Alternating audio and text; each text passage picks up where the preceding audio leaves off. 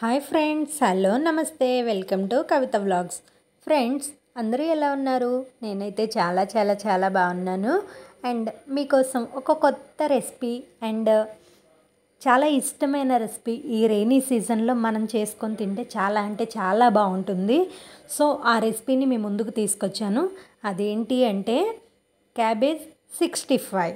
ఏదైనా సరే ఈ రెయినీ సీజన్లో క్రిస్పీగా ఏదో ఒకటి తినాలని మనందరికీ అనిపిస్తుంది. అండ్ పిల్లలకి స్నాక్ ఐటమ్గా కానివ్వండి, కర్రీ చేసుకోలేము ఈ సీజన్లో, అంటే రైన్ పడుతూ ఉన్నప్పుడు మనం వేడివేడిగా చారు అవి పెట్టుకొని తింటూ ఉంటాము. అలాంటప్పుడు ఆ చారులో వాటిల్లో నంచుకోవటానికి ఏదైనా కరకరలాడే ఐటమ్స్ తినాలని మనకు బాగా అనిపిస్తూ ఉంటుంది.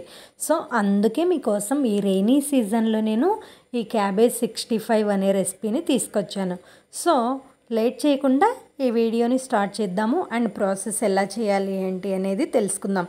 అంతకంటే ముందు మీ అందరికీ ఒక చిన్న రిక్వెస్ట్ ఏంటంటే, ఈ వీడియోని ఎవరైతే ఫస్ట్ టైం చూస్తున్నారో వాళ్ళు మన ఛానల్ని కవిత వ్లాగ్స్ని సబ్స్క్రైబ్ చేసుకొని పక్కనే ఉన్న బెల్ ఐకాన్ని యాక్టివేట్ చేయండి. ఇలా చేయడం ద్వారా నేను చేసే ప్రతి వీడియో మీరు మిస్ అవ్వకుండా చూసేయచ్చు. ఇక లేట్ చేయకుండా క్రిస్పీ అయిన క్యాబేజ్ 65 ఎలా చేయాలో ట్రై చేద్దాం. ఓకేనా? Let's go. So my dear friends, నేను ఈ రెసిపీ చేయడానికి ముందుగా ఏం చేశానంటే క్యాబేజ్ అనేదాన్ని సన్నగా కట్ చేసుకొని పెట్టుకున్నాను. కట్ చేసి పెట్టుకున్న తర్వాత నేను వచ్చేసి కొంచెం ఉప్పు, కారం, గరం మసాలా పౌడరు, ధనియాల పౌడరు, జీలకర్ర పౌడరు, చెక్క లవంగాల పౌడర్ కొంచెము, కార్న్ఫ్లోరు, కొంచెం శనగపిండి, కొంచెం వరిపిండి, కొంచెం కరేపాకు అన్నీ కలిపి బాగా మ్యారినేట్ చేశాను. మ్యారినేట్ చేసేసి ఒక పావు గంట పక్కన పెట్టాను. తర్వాత ఏం చేశానంటే కొంచెం నిమ్మకాయ రసం అనేది పైన చల్లాను. చల్లిన తర్వాత మళ్ళీ ఒకసారి కొంచెం పెరుగు కూడా వేసానండి. క్రిస్పీగా ఉంటుంది, స్మూతీగా. సో అందుకని చెప్పి కొంచెం పెరుగు కూడా వేసాను. ఇవన్నీ కలిపి బాగా మిక్స్ చేశాను అనమాట. మిక్స్ చేసి ఒక 1 అవర్, హాఫ్ అన్ అవర్ కానీ 1 అవర్ కానీ మ్యారినేట్ చేసుకున్న తర్వాత ఈ విధంగా మనం పకోడీ ఏ విధంగా అయితే వేస్తామో, డీప్ ఫ్రైకి ఆయిల్ పెట్టుకొనేసి మనం ఏ విధంగా అయితే పకోడీలో వేసుకుంటామో ఆ విధంగా మనం కళాయిలో నూనెలో వేసేసుకోవడమే అనమాట. వేసుకున్న తర్వాత చూడండి, అవి కొంచెం బ్రౌనిష్ కలర్లో వచ్చాక సిమ్లో పెట్టుకోండి. గ్యాస్ అయితే సిమ్లో పెట్టుకొని ఉంచుకోండి.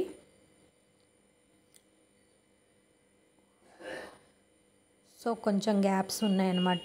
మళ్ళీ కొంచెం పిండి అనేది యాడ్ చేస్తున్నాను. సో ఇదంతా కవర్ చేసిన తర్వాత నేను వచ్చేసి బ్రౌన్ కలర్లో వేయించాను అనమాట. బాగా డీప్ ఫ్రై చేసేసాను. డీప్ ఫ్రై చేసిన తర్వాత చూడండి, కొంచెం అంటే బ్రౌన్ కలర్లోకి వచ్చేసి రెడ్డిష్గా మారుతూ ఉన్నాయి. నేను కొంచెం సిమ్లో పెట్టేసుకున్నాను. సో ఉడుకు అనేది ఆగిపోయింది కదా. ఆగిపోయినప్పుడు మనం ఇంకా ప్లేట్లో సర్వ్ చేసుకొని ఏదన్నా టిష్యూ పేపర్లో పెట్టేసుకుంటే ఆయిల్ అంతా కూడా పీల్ చేసుకుంటుందన్నమాట. అండ్ చూడండి ఫ్రెండ్స్, ఎంత బాగున్నాయో. మనకి ఇంకా ఫోటోలో కాబట్టి అలా ఉన్నాయి, రియల్గా చూస్తే అసలు రెడ్ కలర్గా అబ్బా ఇప్పుడే తినాలి అనిపించేంత టేస్టీగా ఉన్నాయన్నమాట. సో నేను ఏం చేశానంటే ఒక ప్లేట్లోకి అనేది తీసాను. ఫ్రెండ్, ఇందులో ఒక చిన్న ఇదేంటంటే, మీరు కావాలంటే కలర్ వేసుకోవచ్చు, లేదా ఆప్షనల్ అనమాట. నేనైతే కలర్ అనేది ప్రిఫర్ చేయను, ఎందుకంటే అది కెమికల్ కాబట్టి. సో ఫైనల్ అవుట్పుట్ అయితే ఈ విధంగా వచ్చింది ఫ్రెండ్స్. సో మీరు కూడా ఖచ్చితంగా ఈ రెయినీ సీజన్లో ఈ డిష్ని అయితే ట్రై చేయండి. అండ్ ఎలా వచ్చింది, మీకు అవుట్పుట్ ఏ విధంగా వచ్చింది అనేది కూడా నాకు కామెంట్ సెక్షన్లో తెలియచేయండి. అండ్ ఫ్రెండ్స్, ఈ వీడియో కానీ మీకు నచ్చినట్లయితే ఖచ్చితంగా నా వీడియోకి అయితే ఒక లైక్ అయితే ఇవ్వండి. అది నాకు చాలా ఎంకరేజింగ్గా అండ్ సపోర్టింగ్గా ఉంటుంది. సో ఫ్రెండ్స్, మరిన్ని మంచి వీడియోల కోసం మన ఛానల్ని అయితే సబ్స్క్రైబ్ చేసుకొని లైక్ చేసి మీకు ఇంకా కావాల్సిన ఫ్రెండ్స్ అందరికీ షేర్ చేసుకోండి. ఓకేనా ఫ్రెండ్స్? ఈ రెసిపీని అయితే అందరూ కూడా ఖచ్చితంగా ట్రై చేసి టేస్ట్ ఎలా ఉందో కూడా నాకు ఖచ్చితంగా తెలియచేయండి. ఓకేనా? Thank you friends. Bye bye. ఇంకో మంచి వీడియోతో మీ ముందు ఉంటాను.